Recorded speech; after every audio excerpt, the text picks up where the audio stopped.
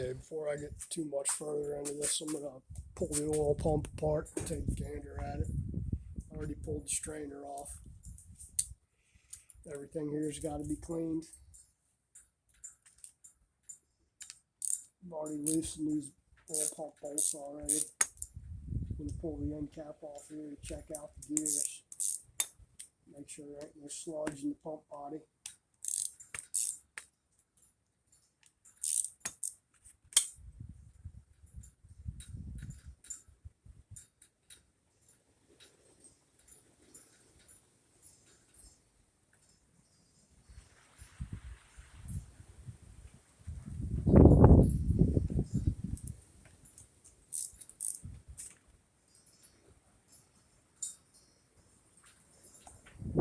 Not sure if you can see through my big fat head or not, so I'll move a little bit. It's kind of like anything else, kind of take the screws loose a little bit at a time when you first loosen them to make sure you're not going to distort the end cap here.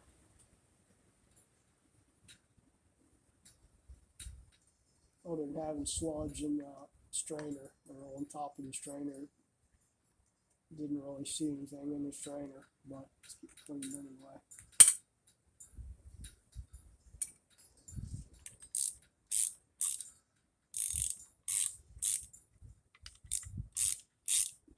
Since we're not sure when this thing, if it's ever been apart or not, we don't know. So we've gone this far, we're going to pull it off there and check it. Anyway, and definitely got it. Pan's pretty sludgy, you got to clean that thing out pretty good. I would take that with me and do it at home.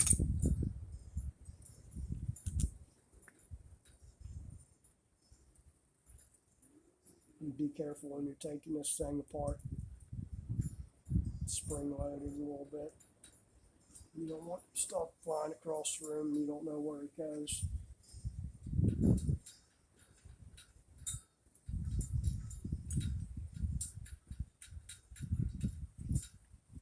And I don't see any big chunks in there. There's your relief valve right there. I'll pull that out of here. I'll pull this whole pump body apart and inspect it. But spring's not broken.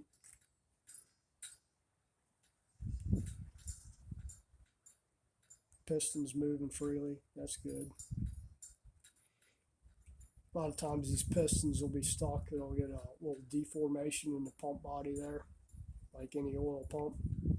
You just want to make sure that the piston moves nice and free, easy.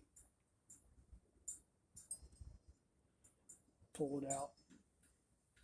Look at it for any wear marks on it or burrs. Usually, if it doesn't move, it's got a burr on it, either in the body or on the piston itself. Just going to give it a quick once over. Looks good. Don't see any appreciable wear in it for something that's 70 years old. And it moves freely in the pump body.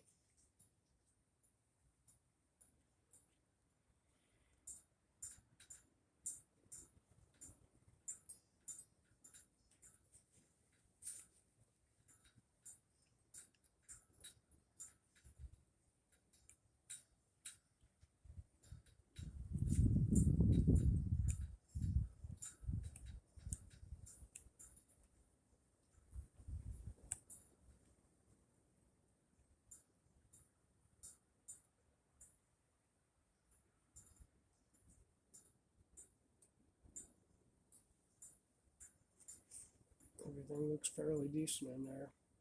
I don't see any chips, wear, nothing. Shaft feels good. It's got the right amount of end play in it.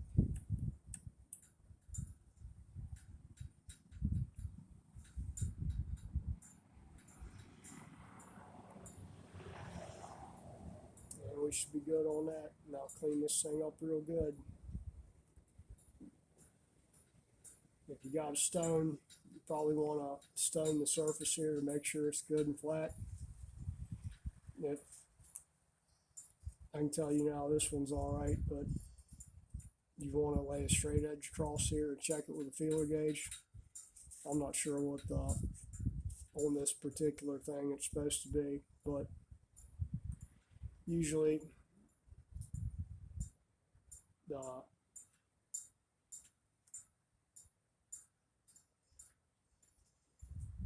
clearance between the pump body and the gears, you need at least probably 1 to 5 thousandths, and this one's right on. It's probably about 5. I can feel it with my thumbnail right there. That's not a proper gauge, but you know, you do enough of them, you can tell. If you're not, lay a straight edge on there and use a feeler gauge. I know this one's good. So check basically you're checking for breakage, where biggest one is smooth operation, no tight spots in it. And the other one you'd want to check is between the gear and the pump body. You will need a feeler gauge for that. And I don't know that I have feeler gauges with me, so I'm probably taking this home and doing it because it needs a good cleaning anyway. But regardless of that, you're going to want to check the pump out and make sure it's doesn't have any wear. And then when we put this back on there, I'll bleed this pump without the filter on there to get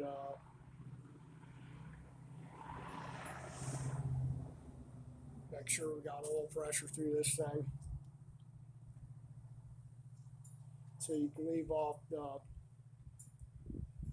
the pump off, or leave the oil filter off and backfill it that way, or through one of the oil passages. You can backfill the pump like that, so you know that it's gonna pump right up before you actually go to start the thing. Very important step there. All right, that's about it for this oil pump. I'll clean it up when I get home. Clean, like hot soapy water, clean. Solvent and then hot soapy water, or in this case, diesel fuel or kerosene, either one. I got diesel fuel at home. And then we'll put the pump on next time in the oil pan. I'm taking the pump and the pan with me. Clean them up. Rod bolts are in there. Cylinder head sitting right there. I'll need to cover it back up because it was wet in here this morning for condensation. All right, appreciate it.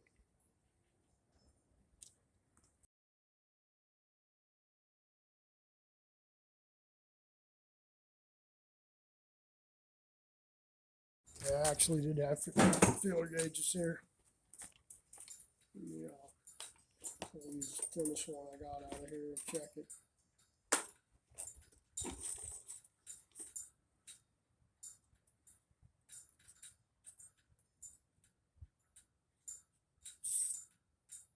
Yeah, that's not the smallest, but that's one of the smallest ones I got. This is a 3. And all you're going to do is check between the gear face and the body here, and we got 3 thousandths, which is good on that.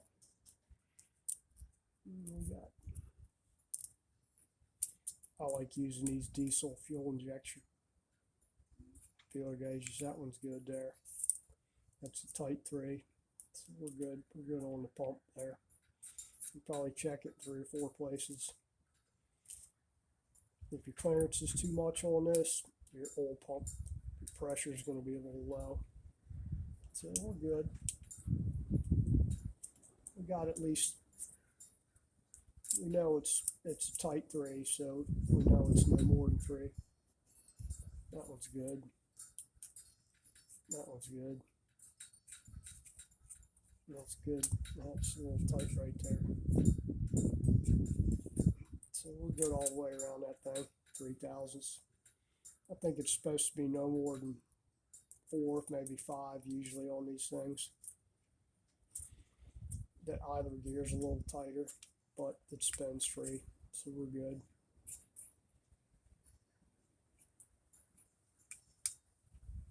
That one's probably 2 all the way around. Got some 3 places, but it'll be alright.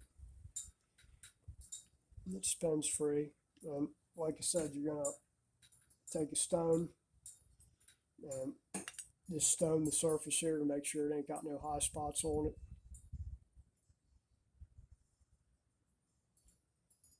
And do the same thing with the end cap here. Like I said, I'm taking this home and really cleaning it.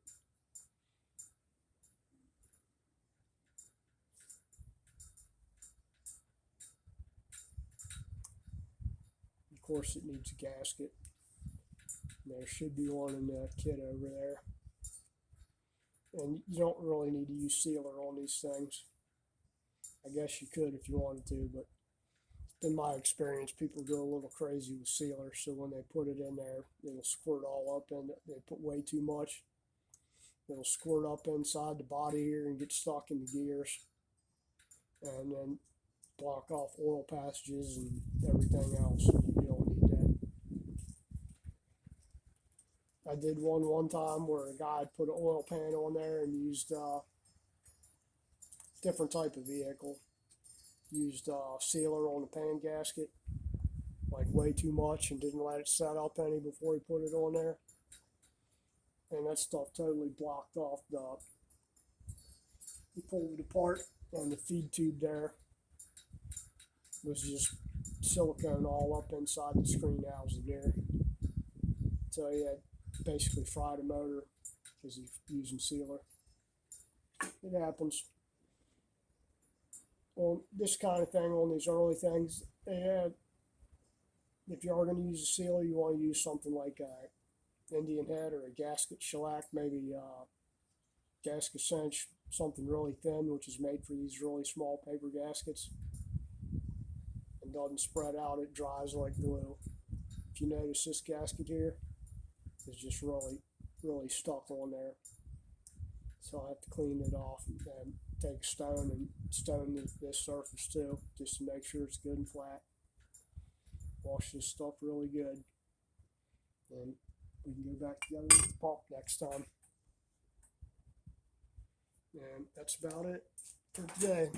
Appreciate it. If you like my content, like, share, subscribe, all that jazz. Appreciate it. See you next time.